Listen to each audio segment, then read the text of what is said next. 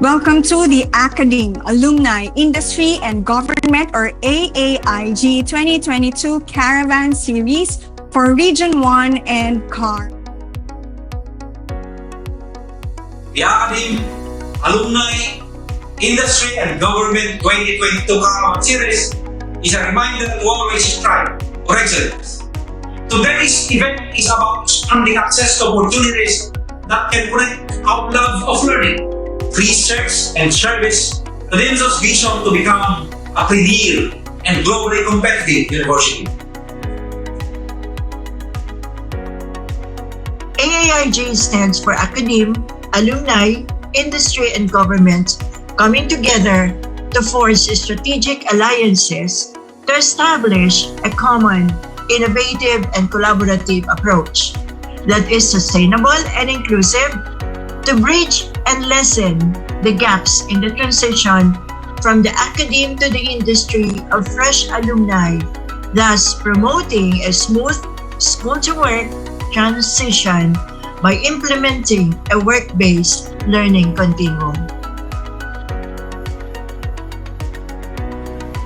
For 7 decades, REX has been steadfast in its commitment to advancing lifelong learning for every Filipino. To have AAIG sparking conversation on the state of our system is non-negotiable in helping us achieve our mission. Inspire every individual to advance oneself, uplift others, and sustain the environment to a better world. It is our fervent desire to champion quality higher education while being watchful of the possible threats of this pandemic. I give emphasis to the importance of collaborative partnership efforts among the academe, alumni, industry, and government sectors of which the AAIG Caravan 2022 intends to accomplish. These sectors must work in harmony to attain a common goal. Generally, some of what we hope to continue achieving amidst the pandemic are as follows. Of course, the successful learning of competencies, whether we teach virtually or physically or a combination of both. Of course, we also have to think of reducing pandemic risks. We hope to continue with our enrollment, graduation, employments, etc.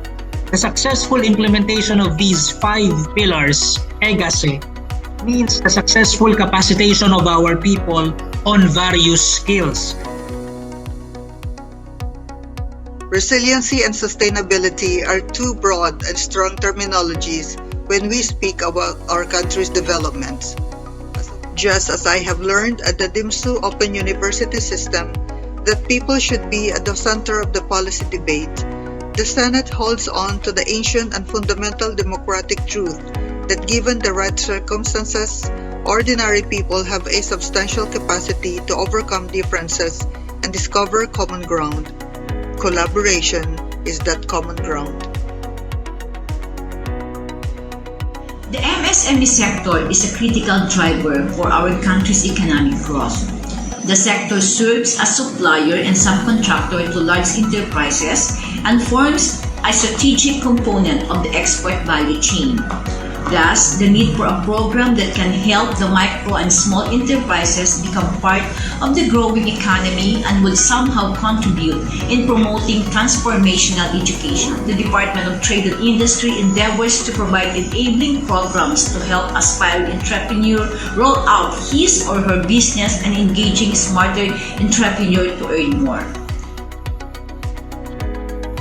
With the onset of the pandemic, one of the most important office for which I really had been very close to is the MSWD. And of course, what really made us be the best versions of ourselves was during the pandemic where, every now and then we get to have a glimpse of what really is to be COVID affected. So with the MSWD office, I was able to share daily activities with them, distributing food packs to all COVID-stricken families in the municipality.